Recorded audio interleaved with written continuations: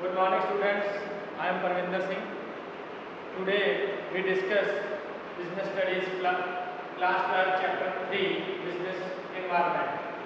इससे पहले वाले वीडियोस में हमने डिस्कस किया था chapter first and chapter second. आज हम डिस्कस करेंगे बिजनेस एनवायरनमेंट के बारे में. बिजनेस एनवायरनमेंट क्या होता है? First of all we discuss about the meaning of business environment. Business environment means business में दो तरह के फैक्टर्स होते हैं जो बिजनेस को इफेक्ट करते हैं. एक इंटरनल फैक्टर, एक एक्सटर्नल फैक्टर्स. इंटरनल फैक्टर्स को जिनके ऊपर बिजनेस का कंट्रोल होता है और उनमें चेंजेस बिजनेस मैन कर सकता है जिससे कि बिजनेस को इफेक्ट ना करे. But there are some other factors which have no control. Businessman का उनके ऊपर कोई भी कंट्रोल नहीं रहता है. These are the outside factors.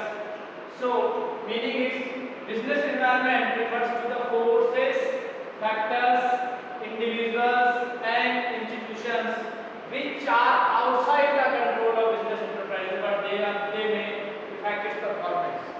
वो सारे factors, forces, individuals, institutions जो outsiders हैं जिनके ऊपर business का कोई भी control नहीं है but ये directly and indirectly हमारे business को क्या करते हैं, affect करते हैं. इसी को क्या बोला जाता है? Business environment. So let's we discuss the next business environment scanning. Scanning आप जानते होंगे. स्कैनिंग जब जैसे कि हम लोग कंप्यूटर प्रिंटर के ऊपर पेज रखते हैं तो उसको स्कैन करता है. स्कैन मीन्स उससे रिलेटेड जितनी भी इंफॉर्मेशन होती है वो सारा प्रिंटर में जाकर वहाँ पे प्रिंट हो जाता है. वैसे ही हम लोग बिजनेस एनवायरनमेंट में क्या करते हैं? एनवायरनमेंट स्कैनिंग में हम ओवरऑल स्टडी करते हैं बिजनेस के रिलेटेड जितने भी फैक्टर्स हैं जो हमारे उसको इफेक्ट करेंगे. उस बिजनेस से जितने भी आउटसाइड इंटरनली इंफॉर्मेशन है वो सारी हम क्या करेंगे? ले लेंगे या इकट्ठी कर लेंगे या जानकारी दे देंगे. It refers to the complete awareness and understanding of business environment. Means हमें सारी जानकारी होगी कि इन फ्यूचर बिजनेस में क्या होने वाला है, क्या चेंजेस हो रहे हैं टेक्नोलॉजी में, लीगल में, पॉलिटिकल में. इन सारी चीज़ों के बारे में पहले से अवेयर रहेंगे, अंडरस्टैंड रहेंगे. उसी को क्या बोला जाता है? Environment scanning. नेक्स्ट आता है फीचर्स ऑफ बिजनेस एनवायरनमेंट. अब कुछ इसकी विशेषताएं ये हैं. बिजनेस एनवायरनमेंट क्या होता है? So features of business, first of all the external forces. Forces mean are forces mean external mean जो बाहरी फोर्सेस है. बाहरी फोर्सेस मीन जिनके ऊपर बिजनेस का कोई भी कंट्रोल नहीं है. जैसे लीगल है, पॉलिटिकल है, टेक्नोलॉजिकल है, इकोनॉमिकल है, सोशल है. इनके ऊपर बिजनेसमैन का कोई भी कंट्रोल नहीं है बट ये सारे क्या करते हैं? बिजनेस को इफेक्ट करते हैं. These are known as external forces. Next आता है इन फोर्सेस को डिवाइड किया गया है स्पेसिफिक एंड जनरल फोर्सेस में. स्पेसिफिक फोर्सेस वो होते हैं जो ह्यूमन बीइंग से रिलेटेड होते हैं. जैसे सप्लायर, इन्वेस्टर, कस्टमर. ये भी हमारे बिजनेस को क्या कर सकते हैं? इफेक्ट करते हैं. ये इस कैटेगरी में आते हैं स्पेसिफिक फोर्सेस में.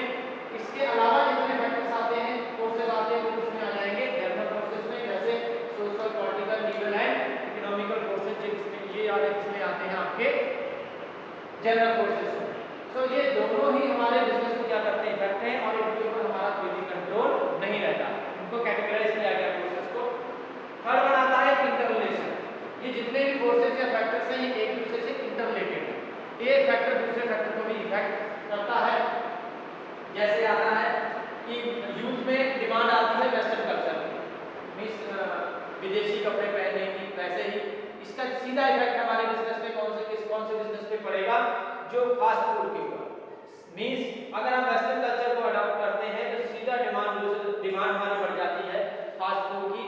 सो the all the factors and forces are interlinked. Means एक फैक्टर दूसरे फैक्टर्स को इंटरडिपेंडेंट है. एक का इफेक्ट दूसरे पे भी पड़ता है. नेक्स्ट आता है अनसर्टेनिटी. अनसर्टेनिटी मींस होता है इन फ्यूचर क्या होगा हमें कोई भी पता नहीं है. कोई भी प्रेडिक्शन नहीं लगा सकते आप इन फ्यूचर क्या हो सकता है. लेकिन एनवायरमेंटल स्केलिंग से हम सिर्फ अनुमान लगा सकते हैं कि ऐसा होगा तो हम ऐसे ही करेंगे.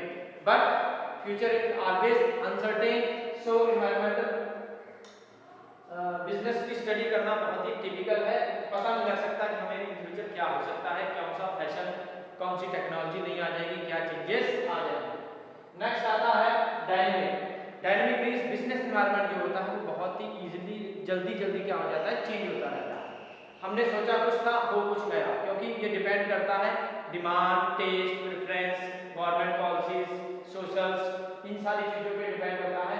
तो मीन्स बिजनेस एनवायरनमेंट कब चेंज हो जाएगा पता नहीं है, बहुत जल्दी अपने आप को क्या कर लेता है, चेंज कर लेता है according to the conditions.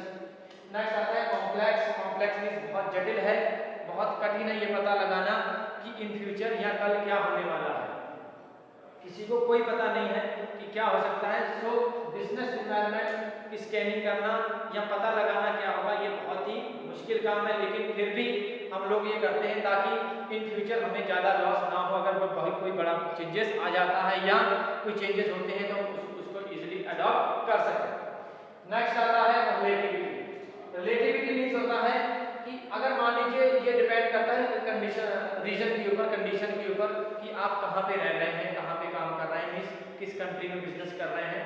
So for example India में साड़ीज की डिमांड ज़्यादा है, साड़ीज की जितनी भी डिमांड है, suit and salwar and saris की डिमांड इंडिया में ज़्यादा है, but in USA, in foreign countries में इनकी डिमांड क्या है, बहुत कम है। तो ये डिपेंड करता है रीजन के ऊपर, कंडीशन के ऊपर, आप कहाँ पे किस तरह का बिजनेस कर रहे हैं, किन कंडीशंस में बिजनेस करते हैं, इसे बोलते हैं relativity. So these are the features of business environment. First is external forces, जिनके ऊपर हमारा कोई भी कंट्रोल नहीं है। इन फोर्सेस को दो कैटेगरी में डिवाइड किया गया, स्पेसिफिक एंड जनरल फोर्सेस में। इंटररिलेटेड है, एक फैक्टर दूसरे फैक्टर से क्या है, इफेक्ट करता है, रिलेटेड है। अनसर्टेनिटी मींस सिर्फ हम लोग अनुमान लगा सकते हैं, ये कंफर्म नहीं कह सकते कि कल क्या होगा, कितनी देर स्टडी कर लें। डायनेमिक, बहुत जल्दी चेंजेस होता है, बहुत जल्दी चेंज होते हैं इसमें। कॉम्प्लेक्स, स्कैनिंग करना बहुत ही क्या है, मुश्किल प्रोसेस है, ये पता लगाना कि कल क्या हो सकता है, तो बहुत ही कठिन प्रोसेस है। रिलेटिविटी मींस बिजनेस की एक जगह की कंडीशन, क्या बिजनेस की कंडीशन दूसरे रीजन में जाके डिपेंड नहीं हो सकती, मींस वहाँ का रहने का एटमॉस्फेयर या कल्चर वहाँ का अलग है और दूसरी जगह का अलग है। तो दीज आर, ये डिपेंड करता है कि आप कहाँ पे बिजनेस करते हैं। The next topic is importance of business environment. Importance of business environment क्यों जरूरी है भाई, अगर हम बिजनेस एनवायरनमेंट नहीं करेंगे, सबसे सिंपल बात है कि हम ये पता नहीं लगा पाएंगे कि इन फ्यूचर क्या होगा, क्या पता इतना बड़ा चेंजेस आ जाए कि हमारा पूरा का पूरा बिजनेस क्या हो जाए, बंद हो सकता है। सो हमें ये अवेयर रहना पड़ेगा, पता लगाना पड़ेगा कि कल क्या हो सकता है, इसलिए बिजनेस एनवायरनमेंट बहुत जरूरी है। अब इसके फायदे क्या हैं? फर्स्ट है enable the firm to identify opportunity and getting the first mover advantage. ये अवसरों का तलाश करना, एक डिपार्टमेंट अलग से बना दिया जाता है ताकि इनकी स्कैनिंग करता रहे बिजनेस एनवायरनमेंट की, और ये पता लगाता रहे कि आने वाले समय में किस चीज़ की डिमांड आने वाली है। फॉर एग्जांपल करंट में हम अगर बात करते हैं तो जियो सिम की बात करते हैं, रिलायंस का जो जियो सिम आया है, उन्हें पता लग गया था आने वाले डिमांड में 4G सिम की डिमांड क्या होगी, ज़्यादा होगी, इसीलिए उन्होंने बहुत पहले ही लॉन्च बहुत कम रेट पे किया, जिसका उन्होंने अपॉर्चुनिटी तलाशी और उसका पहला ही उन्हें फर्स्ट मूवर एडवांटेज भी उन्हें मिला, जिसका बेनिफिट आज तक उन्हें मिल रहा है। एक और एग्जांपल आता है मारुति उद्योग। मारुति कंपनी ने क्या किया, वो कार्स बनाती थी, बड़ी कार बनाती थी, लेकिन उन्हें पता आने वाले समय में छोटी कार, क्योंकि पेट्रोलियम महंगा हो रहा था, ईंधन महंगा था, कि आने वाले समय में जो डिमांड होगी वो छोटी कारों की होगी, एवरेज ज़्यादा बढ़ा। उन्होंने स्मॉल कार्स बनानी क्या कर दी, शुरू कर दी।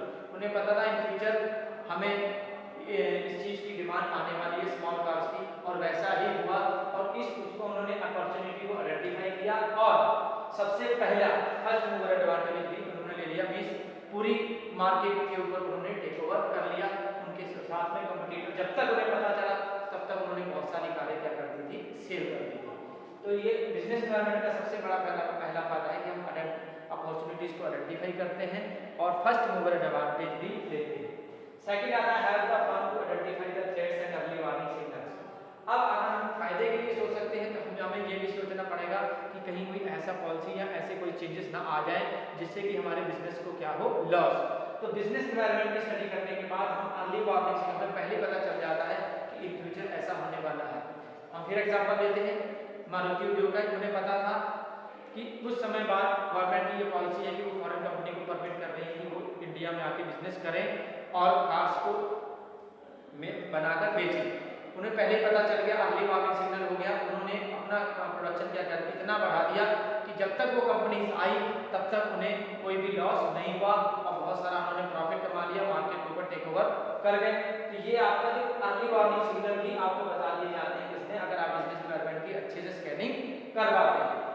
नेक्स्ट आता है helpful in tapping the assembling resources. फिर मैंने कहा फ्यूचर के लिए बनाई जाती है जितनी भी स्कैनिंग की जाती है।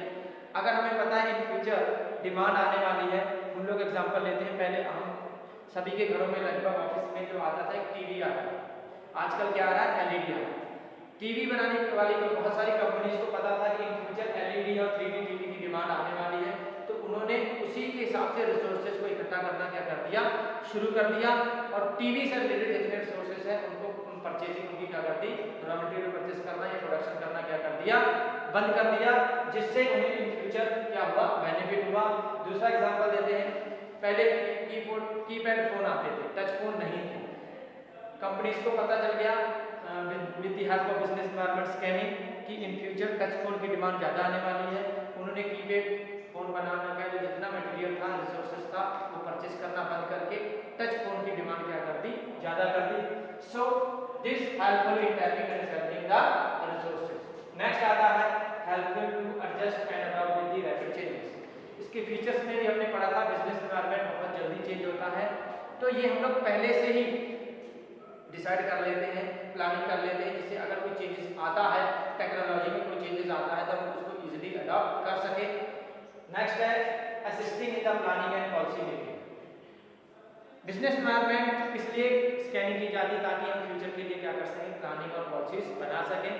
होता क्या है कि जैसे अभी कुछ समय पहले बिजनेसमैन को पता चल गया कि टूरिस्ट इंडस्ट्रीज में डिमांड बढ़ने वाली है, टूरिस्ट सेक्टर जो है बढ़ने वाला है, उन्होंने इन्वेस्टमेंट टूरिस्ट में क्या कर दिया, ज़्यादा कर दिया। अब ज़्यादा काम पे किया मीन्स उन्होंने होटल्स बनाने क्या कर दिए, कंपनीज ने शुरू कर दिए, और वैसा ही हुआ। टूरिस्ट की डिमांड, टूरिस्ट बिजनेस की डिमांड इंडिया में क्या होगी, ज़्यादा होगी। So assistant in planning and means हमें प्लानिंग करने में हमारी बिजनेस एनवायरनमेंट क्या करता है, हमारी मदद करता है। इसका सबसे बड़ा एग्जाम्पल क्या है, इंडियन टूरिस्ट इंडस्ट्रीज, जिसको हमने पहले से प्लान कर लिया था कि इन फ्यूचर ऐसा होने वाला है, उसी के बेस पे हमने क्या कर दिया, प्लानिंग एंड पॉलिसीज बनाए। 6 आता है इंप्रूवमेंट इन द परफॉर्मेंस। जब आपने पहले स्टडी कर ली और आपका अनुमान लगभग सही होगा, जिससे क्या होगा, आपकी परफॉर्मेंस भी क्या होगी, इंप्रूव होगी, और आप कंट्रोल तो नहीं है। फर्स्ट ऑफ ऑल मैंने आपको ये क्लियर कर दूं, एक्सटर्नल फोर्सेस के ऊपर हमारा कोई भी कंट्रोल नहीं है, हम सिर्फ अनुमानित प्लानिंग और पॉलिसीज बनाते हैं कि इन फ्यूचर अगर ऐसा होता है तो हम ऐसे करें, और अगर जिससे क्या होगा, हमारी परफॉर्मेंस क्या होगी, इंप्रूव होगी, इंडस्ट्रीज या बिजनेसमैन को डायरेक्टली बेनिफिट हो जाएगा अगर उसके हिसाब से चेंजेस होते हैं, और अगर नहीं भी होते हैं आगे उसे अगली वार्निंग सिग्नल मिल जाएंगे, ताकि उनको लॉसेस को कम तो नहीं कर सकता, मीन्स खत्म तो नहीं कर सकता, लेकिन कम वो कर सकता है। So students, today we discuss about the business environment meaning, features and importance. In next video we will discuss about the dimensions of business environment. Thank you. Have a nice day.